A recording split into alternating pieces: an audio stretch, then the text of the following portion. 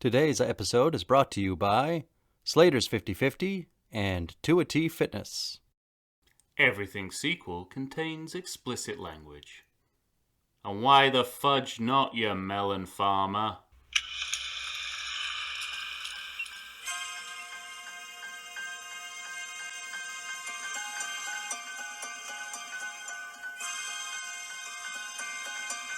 Hello and welcome to the Everything Sequel podcast. This is the Another edition. Today we're talking about Another Stakeout, a sequel to a 1987 hit, Stakeout. My name is Michael Shantz from the How Dare You Awards. With me is the magical and wonderful Tom Stewart of Lonesome Whistle Productions. Tom, what do you have to say for yourself? What are you going to do? Blame the deficit on me? Actual dialogue. I always look forward to what quote will appear when we first talking about these movies. All right. We're talking about two sets of sequels, Another 48 Hours and Another Stakeout sequels. This one is a 1993 sequel to the 1987 original, directed by John Badham. A budget of $30 million was spent on Another Stakeout, Tom. It only grossed $20 million in the USA. I believe that at least $15 million of the $30 million was spent on the very first explosion we see. Right. What do you think? You know, I have it in my notes that this is such an ominous opening. There's no comedy in this comedy for a good 10 minutes. But there's some really good, you feel like you're setting up for a different movie. And I wanted to see that movie. Well, that's the thing, though. And we didn't get that movie. So, for those of you that were listening to the previous podcast where we did Another 48 Hours, it was discovered that Tom has not seen the original 48 Hours or the original Stakeout. Yeah. So he came into these without any knowledge of the previous movies. And the funny thing is, Tom, is that the first Stakeout also basically no comedy in the beginning. The beginning is a jail breakout. Right. And the problem is that, and we discussed this in the last episode as well, it looked grittier. It had that pale kind of color palette. And the first movie just blends the action and the comedy so much better than this movie. And that's why this looks so out of place. This, Miguel, is it Miguel Ferrer? Ferrer, yeah. Ferrer. Miguel Ferrer is a wonderful actor. Well, I mean, that's what struck me just from the opening titles is like some of the best actors in 90s movies and TV are in this movie. Yeah, right. I mean, it's but he Miguel feels... Ferrer, Kathy Moriarty, Dan Lauria from The Wonder Years. Yeah. Dennis Farina, for fuck's sake. Yeah. Right. And so and with that cast list and the way that this movie started, I mean, I saw this at the movie. I hadn't seen Another 48 Hours before, so I was going in completely blind. With this, I saw it at the movie theater when it came out. So I didn't know that it was going to turn into a Rosie O'Donnell comedy, but right. Still, with I was like, this is setting up for a really good thriller. Is that what you thought? If this came on TV on cable at night, I'd be like, oh, I'll give it a try. Look at the cast. So when we were introducing the two Another sequels, you had said there were a couple scenes in this movie that you really liked. Was the explosion one of them? The whole the opening scene before we start to get basically up until this becomes an animal comedy. Right. I'm enjoying it immensely. Immensely? That's the word you're choosing to use with me? What? I guess my contempt is risen out of the idea that it's not your fault because you haven't seen the first movie. Yeah, maybe, but I think it's sort of I mean, watching this after another 48 hours, I was thinking, okay, maybe I'm a little bit more on board with this than another 48 hours. And That's funny. then we get to the Space Needle, and oh my god, does it go bad quickly? Quickly. It goes south so quickly. I mean, we have this very relatively classy opening that's like, you can tell that there's like a real director behind it, for the way the action is handled, the way the actors are doing their stuff. I'll give you that. Yeah, there are some pretty astonishing shots in that explosion. And within minutes we're in like garbage spaghetti, animals, using like Moonraker style levels of animal comedy. It's crazy. Well, yeah, and yeah, it's nuts. But the thing is, though, like speaking specifically to the Space Needle, the sort of second cold open, because we have again a movie with two cold opens. It's so true.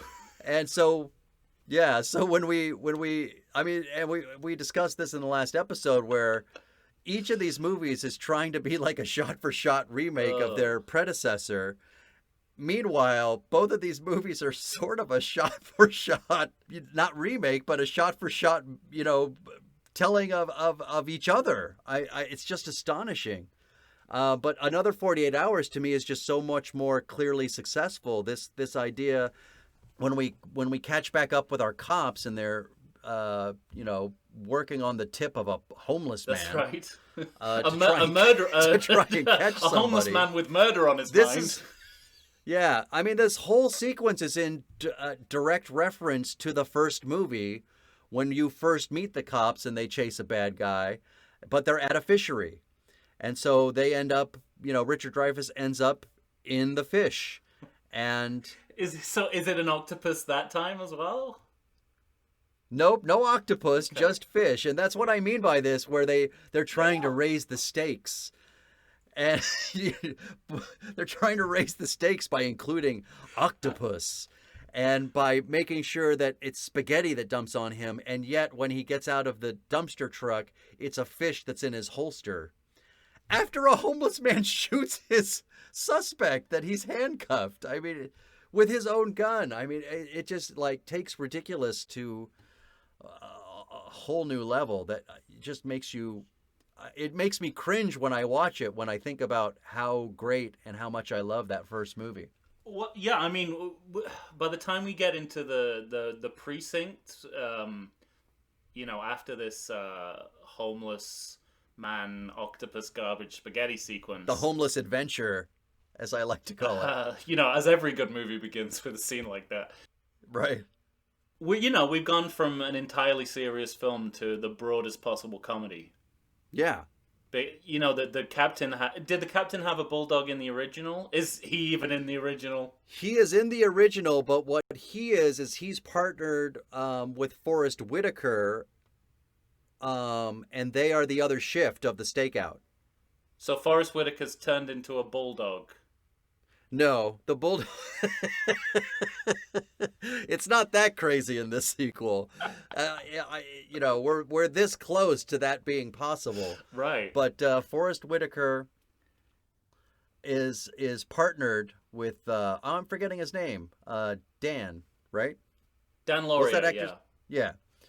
Yeah. So they're partners, and they take the day shift in trying to watch Madeline Stowe, and Richard Dreyfuss and Emilio Estevez have the night shift. And they're playing pranks on each other throughout the whole movies, and it's just a great fun to watch. That sounds great. One of those that sounds really good. It works, doesn't it? Like, there's a reason that movie worked, and why this one doesn't. So essentially, human characters are being replaced by animals. Basically they've gone, where we once had a human actor that we like, we will now have a Rottweiler. We will now have a dog, a cat, and a bulldog, and a cat. Yeah, and Rosie O'Donnell. Yeah, but well, I'm including her in. I mean, I don't know about you, but the first thing I wrote when Rosie O'Donnell came on screen was, It's a genuine question. What was the appeal of Rosie O'Donnell? I think just popular at the time, like she was the up and coming. Right. No, and that is. I mean, it was an acknowledgement that that Yeah. was the case. But in terms of content, like, what did people like about her turning up in a movie? Because now, I mean, she was contractually obliged to play a comic sidekick in every movie from Right. 1990 to 1995. But once when she wandered on screen, I was like, there's actually nothing less I would like to happen now than for her to Right. enter into this movie. And also by such weak means, like in what world does the assistant district attorney go on stakeouts with cops? She just kind of says, "Oh, and I'm going." Maybe this is also the point to address the fact that, I mean, another 48 hours is not really another 48 hours, Right. Yeah. right? They're on a timetable Just in the as first here- movie of 48 Hours, and they are not really on a timetable other than Jack might get booted off the force or, have to turn in his badge while he awaits trial. In like 6 months. Yeah, exactly. Right. It's not for 48 hours. So it should have been called another 6 months. But also here, am I correct in thinking that what they're doing is not a stakeout as much as an undercover operation? But by happenstance, because of the dog who chases a cat into the people's yard. You know what I mean? Like they are supposed to. But they have cover stories, and it's an undercover operation. Yeah, but that seemed to be more of her invention. She had built these cover stories. I mean, I'm not even sold on the idea. I'm not even sold on the idea that you can be a police officer and be a stakeout specialist. Right. Like, covered with one line, "We hear you're good at it." Right, which is basically saying this is there's been a movie before about this. Right. But the funny thing is in the previous movie, the love interest of Richard Dreyfuss in this movie is the woman he was watching in the first movie. Mm-hmm. So and everything that he did was procedurally not appropriate in the first movie. And you'd think just based on that, no more stakeout assignments for you two. Well, I'm I'm glad to hear you say that because I was struck by how voyeuristic the Emilio Estevez and Richard Dreyfuss characters are. I mean, it's just inappropriate for him to be ogling the neighbor woman and miming groping her. Right. And there's no one coming in going, "You shouldn't do that. Stop that. What are you doing? You're about to get demoted now." In fact, like, again, we're skipping ahead here, but it ends on a freeze frame of Emilio Estevez like being a peeping Tom. Right. As a light-hearted kind of comic moment. And it's sort of like, this should be called like Another Stalkout or something, because these guys are just stalkers. That's a fair assessment. So I'm glad that this is not something they invented for the sequel. That they're a bunch of pervs. There is consistency within it. Okay, it's good. I'm glad there's consistency there. Yeah. This is also lines like, "Oh, we're here, you're good at that." They say, but there's a scene where you think they're gonna tell you the plot of the first movie, which I was looking forward to, having never seen it. Yeah. And they say, "Well, we never mentioned that." So they have this scene. So is it just trying to have its cake and eat it too? Like, we're a sequel, but that's the thing. Like, this we're movie, also an original.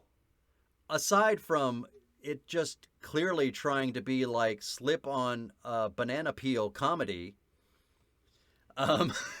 it has this moment when they're driving up in the car and they're close to where their house is, and Richard Dreyfuss is trying to explain to Rosie O'Donnell like how a stakeout works. Like, we don't need this cover story. we're not going to meet them. We're not going to talk to them. That's not how it works. We stay away from them. We stay in the house. We don't ever leave. That's what happens on a stakeout. But considering everything that happened in the first movie, like I really would have liked, Emilio Estevez to just lean over and say, "Who are you dating again right now?" Like have some sort of reference to their massive mistakes in the past. And then, like, let me ask you this, because I guess it's hard for you to comment on this because you have not seen the first movie, but the first movie, you have Richard Dreyfuss and Emilio Estevez, which doesn't seem like the most coherent pairing, let's say, right? No.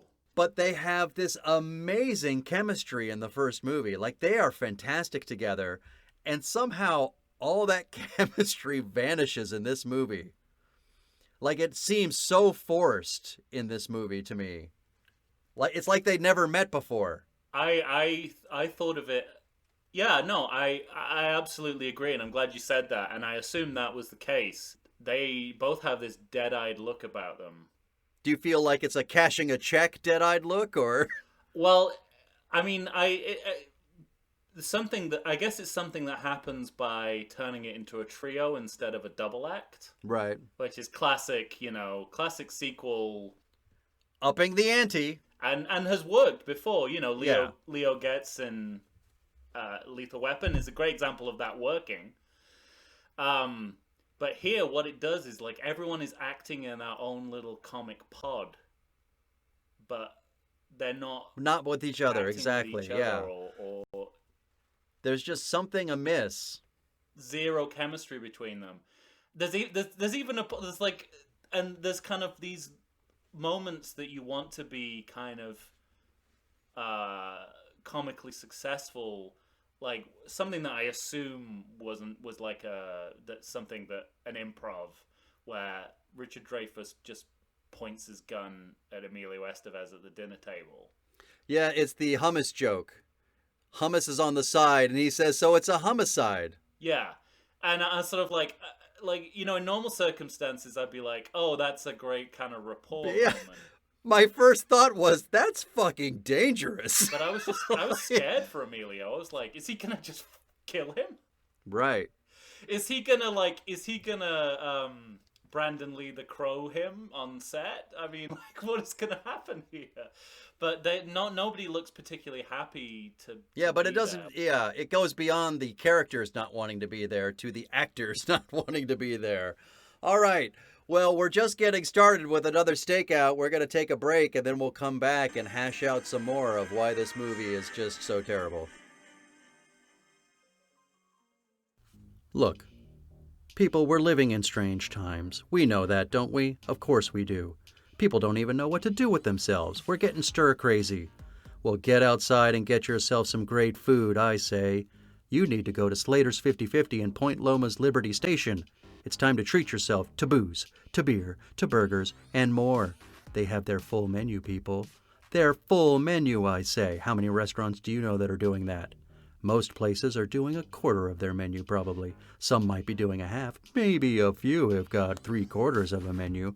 But Slater's 50/50 has their full menu, including their signature 50/50 patty.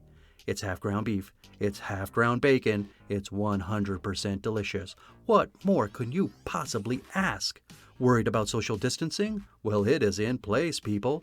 Tables are separated, and the staff will always be seen wearing masks. You're out of excuses. Get off your keister and come on down to Liberty Station's own Slater's 50/50. Indoor dining available. Outdoor dining available. Bring the family. Bring your dog. Come enjoy the normal again. Good day to you.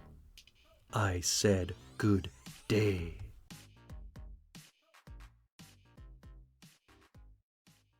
And we're back. We're here talking about Another Stakeout, the 1993 sequel to the 1987 original hit Stakeout. Tom, when we left, we were just talking about sort of this idea of like the lack of chemistry between the three actors, and I was saying it's astonishing that even Richard Dreyfuss and Emilio Estevez don't seem to have any rapport when they had such great chemistry in the first movie. it's just sort of, I'm still baffled by it. Like, I still want to talk about this a little bit. Yeah, I mean, it is, it's very, very strange. I don't know, maybe just you put Rosie O'Donnell in a dog and people can't act anymore. Yeah, is that it? Or because like, can we chalk this up to John Badham? Is there something in the directing? Because the movie looks a lot different. Like we discussed, it kind of looks like the whole movie feels like a cartoon for me. And I'll tell you this: the one thing, because both these Another sequels use their original music, but in this movie it's different. And to me, the music in this movie is like a really big problem because it makes the musical score to this movie makes the whole thing sound like Keystone Cops. Yeah. Like it's going for that level of comedy, you know? Yeah, yeah, absolutely. I mean, it is a very strange. I think you get extreme shifts from comic to serious. Here's what I think about it that struck me But about to me, except looking for the through. explosion at the beginning, there's not anything in this movie that's serious. Right. Well, once we get into it, yeah. I mean, John Badham's it's kind of interesting because he directed Short Circuit, but Yeah, not Short Circuit 2. right. Yet he directed both Stakeout and Another Stakeout, which Yeah, leads me this to was his believe that first and this is only not a man who's sequel. particularly comfortable with the idea of repeating the formula. And that kind of shows a little bit, but Maybe I think that's it. that discomfort bleeds through to the returning cast, who just seem kind of burdened by what they're doing, like beyond how they're supposed to feel burdened in the storyline. Right. They Yeah. just look depressed. Um, But trying to show so much aren't we cute joy. well, it's it's like we talked about in when we looked at Jaws 2. We talked about what came first, the chicken or the egg. Was Roy Scheider so dispirited on set about being there that they had to make that part of the movie, that he's like Right. he's depressed for so much of it. It's the same thing going on here where we have to have Richard Dreyfuss's marriage collapsing just to justify the look on his face throughout this movie. Maybe. But the thing that really bothers me about that too, and obviously once you decide to make a sequel, the first movie is no longer going to live in isolation. But when you watch that first movie, you have this sense of two people that honestly and truly belong together. Yeah. And so when you have, to me, just like the easiest trope possible is, hey, they're having relationship problems. Yeah. Or facial hair. I mean, in both Another 48 Hours and here, a big thing is made of the fact they have different haircuts or different facial hair. Right. It's like if that is all you have to talk about, then you should not have made this movie. If that is a line of dialogue in the movie, Right. we're well beyond extraneous. Yeah. Well, and the thing that, putting aside the fact that there's like an excellent stunt at the beginning of this movie with the explosion, and I was referencing this earlier about Miguel Ferrer, who's an excellent actor, but he seems misplaced in this movie. Completely. Not completely his fault either, though, because as written, this masterful assassin seems kind of bumbling. You know what I mean? Like, sure, he's putting gasoline into the whatever it is, the septic tank of this stakeout house but he drives like a half a mile away before hitting the explosion button, and Kathy Moriarty gets to escape. When he finally finds her at the end of this film, he's got his assassin rifle, but he's just like, the two cops see him plainly from the next door house. And he off screen. I mean, yeah, there's a weird mix of tones in this movie that just don't sit well together. I mean, again, like there's several moments in this movie that chill me to the bone. When he finally meets up with his corrupt cop counterpart, yeah, he immediately kills him. But you could see that coming from a mile away, couldn't you? Well, I can, but I mean, like, is it something we need? There's when we have violence, there's a lot of violence. Yeah. But to me, one like we've trashed this movie a lot, but to me, the big highlight for me in this movie is 2 words: Dennis Farina. Yeah. He not only does he own this movie, but he's the only comic thing in the movie that works. That's actually comedic, right? He has a scene where he quickly eats an ice cream sandwich. I was just and gonna then say, instantly it's like gets the a best headache. scene in the movie is him trying to eat this ice cream sandwich and And giving instantly himself gets a headache. a headache. I mean, it's the one truly funny thing in the whole movie. That is all I remembered from the first time I saw this movie. Right. When I saw Dennis Farina's name in the credits, I was like, "Oh yeah, the ice cream." The ice sandwich. cream scene, yeah. And And it's funny too because you don't think of Dennis Farina as. Is that a good thing or a bad thing? Wait, say it again. Is that a good thing or a bad thing? That's the only thing highlight you of this remember? movie is Dennis Farina eating an ice cream sandwich. Yeah, you can well, take it either way. I would argue But- it doesn't say but much for your movie. As great. But he schools everyone else on what it means to like combine comedy Yeah. and drama. And yeah, that's a real. Well, that's it's a just real one thing highlight. this I'm movie just- doesn't I'm have glad is that these terrible characters are so well cast. Right. Yeah. Because the first movie, you really got a sense of what it's like to be a cop. The 2 cops actually hold each other accountable. Really more Emilio Estevez holding his partner accountable. He has this great scene in the first one where he said, I busted my ass to make detective before 30, and I'm not going to let you fuck that up. Because he's out, messing around, dating the person they're supposed to be watching. And these are really good moments. And when there's danger in the first one, you really believe the danger. In this movie, you don't believe that there is danger because it all looks so comedic. And then all of a sudden somebody gets shot in the chest and you think, oh, shit, that was violent. We get these really dark turns out of nowhere. The violence is really bloody and violent, and just, it's not enough that Kathy Moriarty kidnaps Emilio Estevez. They stand there and talk about how they're going to kill him. Yeah. In front of him, this nice, this nice couple, suburban family are just like, oh yeah, of course I'm going to kill him and take him. And I'm like, whoa, okay. But then you have Dennis Farina acting the shit out of that moment when you really believe he's just an average guy saying, whoa, wait a second, kill him? That's not what people do. Yeah. You know what I mean? You feel the genuine fright within him of what that would entail. Another drawback to Another Stakeout to me is it dates itself so horribly. I mean, Rosie O'Donnell aside, right?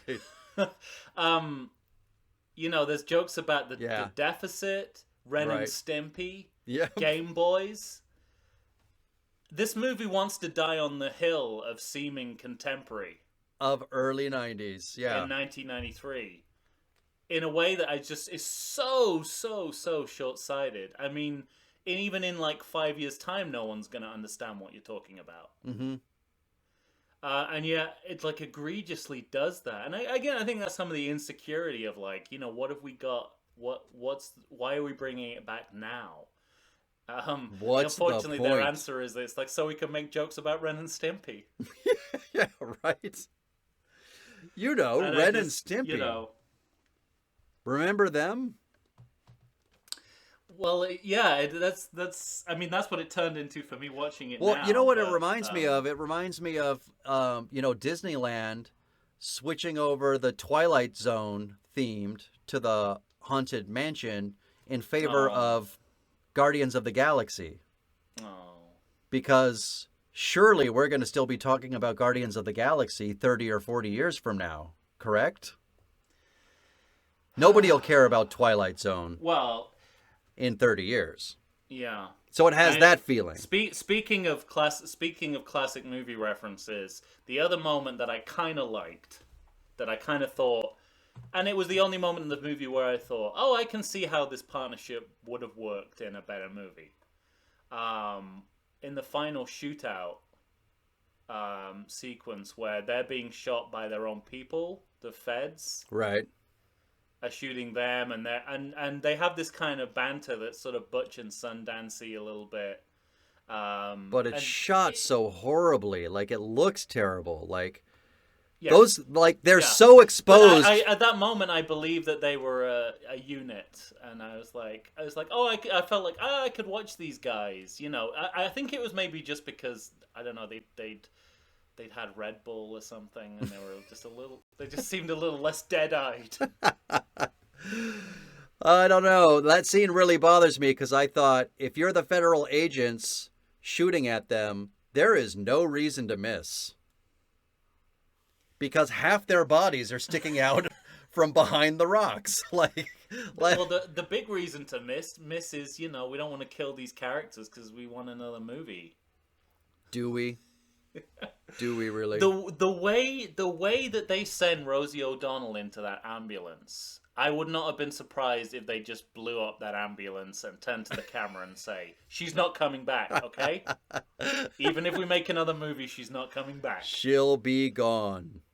It's like they decided that it was a bad idea she was in the movie as the movie was being made. Right. Well, I got to tell you. The Jar Jar Binks syndrome, I believe. Yeah.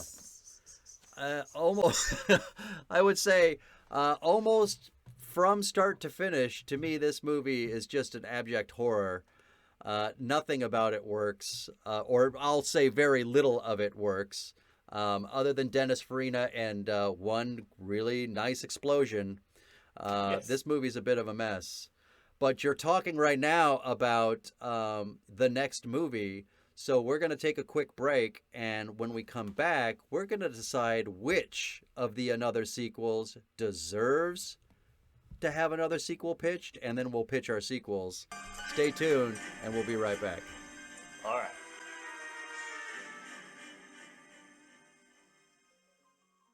Does the coronavirus have you feeling oogie? Have you been sitting on your couch for weeks? Nay, have you been sitting on there for months? Well, it's time for you to get back in shape. Check out 2AT Fitness. You can find them on Instagram. You can find them on Facebook. 2AT Fitness was started by Tina Bernard. She is ready and raring to go to help you get back into the shape you want to get into. They've got all kinds of classes. They've got outdoor in-person classes. They've got online classes if that's what you prefer. Ladies and gentlemen, it's time to get back in shape. You're going to find a variety of exercises. You're going to have strength training, cardio, weightlifting, even fun 5-minute burnouts that will push you to your limits. So get off the couch, get into shape. Go ahead and check out 2AT Fitness. Tina Bernard has got you for all your needs. I know her personally. She's fantastic. You're not going to meet a better person to help you become the new you. Check it out. And we're back.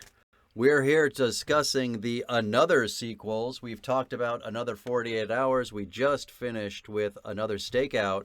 Tom, what we've decided to do for these two Another sequels was sort of pitch them together and against each other. Normally we have a pitch a sequel segment at the end of our last episode.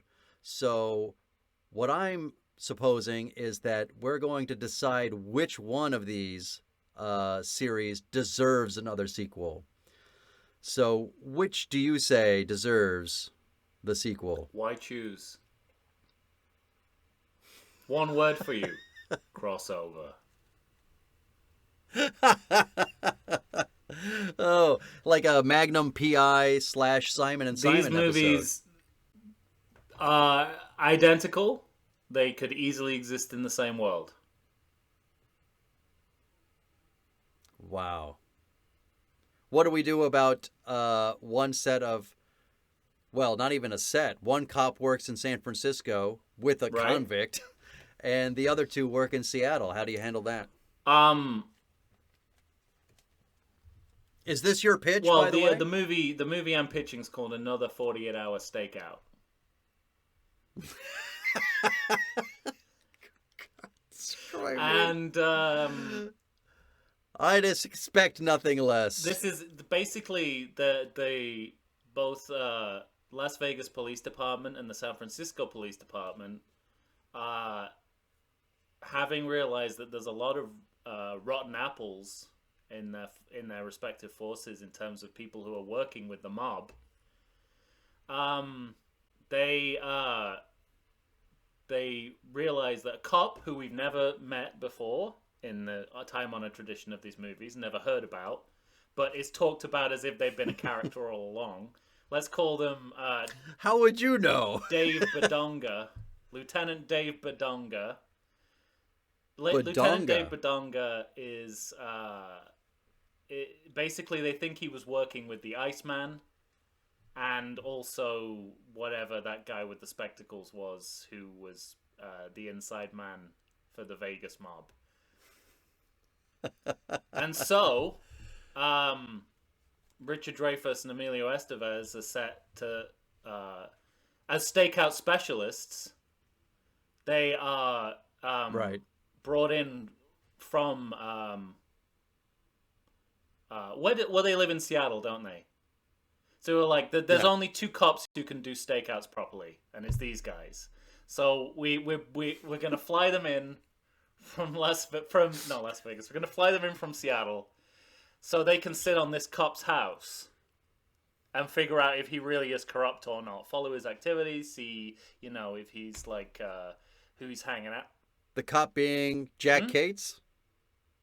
The cop being Jack Cates, Nick Nolte, or the. That's even better than what I had in mind. Yeah, the cop. That's right. That's how we do it. So that's it. So rewrite. So because the Iceman was so connected to Jack, the police department think he's a bad apple too, and so they set Emilio Estevez and Richard Dreyfuss and a wounded Rosie O'Donnell and a dying Rottweiler because they fed him chocolate. And so he's dying because chocolate is poisonous to dogs. They send them all to stake out the movie. And when they realize that they're not going to get anything from the stakeout, they call in Reggie to wear a wire. And... Wait, they know what? Reggie? Are you kidding? They go back... Richard Dreyfuss was the cop who first arrested Reggie in Seattle, and he was extradited to San Francisco. Why not? Like, there's nothing in these movies that suggests you cannot retcon the shit out of him. And so so Reggie has to decide whether he's gonna snitch because he's back in prison. That's what I didn't tell you. He's back in prison. Oh no, Reggie fucked up again, and he's back in prison, and with now all he has his to money? work his way out. So he has to, but he tells Jack that that's what he's doing, and so it becomes a battle of wits between the cast of Another Stakeout and Another 48 Hours in Another 48-Hour Stakeout. That's a bold coming move, to my VOD. Friend. So summer 2023, if the world still exists. If the world can start filming again. What was your sequel? Well, I was not as ambitious. I was leaving the Stakeout series for dead. Uh-huh. Did they get killed? Did they get killed off in a cold open? And this followed up by another cold open? No. This is just strictly a 48-hour sequel. Stakeout, you lost your chance when you turned it into a pet comedy. You're dead to me. You could just have them, it could be like a Pulp Fiction thing where you just have them like driving, chatting, and then the car blows up in the middle of the freeway, and then you pan over to Nick Nolte and Eddie Murphy. Yeah, who are just like leaving Seattle, and they look and they go, "Oh, that's a shame," and they get on the plane. Well, the only thing I had for sure was that any sequel to either one of these series would be called The Last 48 Hours or The Last Stakeout. Wow, that's good. Yeah. So I had an idea for the last 48 hours that would be made today. And Uh-huh. in this scenario, retired cop Jack Cates is getting a 48-hour pass out of the old age home. He's being taken out by his good friend Eddie Murphy, who has now put his money to use as a private investigator. I thought you were gonna And say he ran the retirement home. no, he doesn't run the retirement home, but he comes and visits Jack often, and Jack is on a bender, not like an alcoholic bender, but he's on a bender because he is looking at a cold case. Ah. Every cop has a cold case that they never were able to solve that they keep working on, and so he's discovered kind of a new clue, and they're going to go out and they have 48 hours to try and wrangle this one criminal that always got away. And there's going to be lots of jokes about age and how decrepit they both are. I mean, I love that kind of movie. Any movie. Yeah, I think it would be delightful. The only problem is people together. Yeah, the thing that scares me about that particular sequel is it really does have the danger zone of leaning too far into the comedy zone that Another Stakeout went into. But at the same time, because of their age, I don't know, like the 48-hour movies are really violent. And I don't think in their old age you want them to you don't want the violence to be there. So that's my pick of sequel. I have a proposed change. Okay. If so, Jack gets his 48-hour pass from the retirement home, and as he's getting on the bus, the retirement home blows up, and he has to solve the case of who tried to kill him, and. Like they were going to go out for ice cream? 200 elderly people. Oh. Well, clearly, dear listeners, you're going to have to tell us which one of these sequels you like. Tom's hybrid, my Another 48, or rather the last 48 hours, or Tom's addendum to my last 48 hours. Go ahead and let us know what you think. Find us on Facebook, find us on Twitter, find us on the Instas, and let us know what you think. This is the Everything Sequel podcast. Thank you for listening. Tom, say goodbye. Adios. All right. Amelios. For Tom Stewart, I'm Michael Shantz. We'll see you next time. Be good.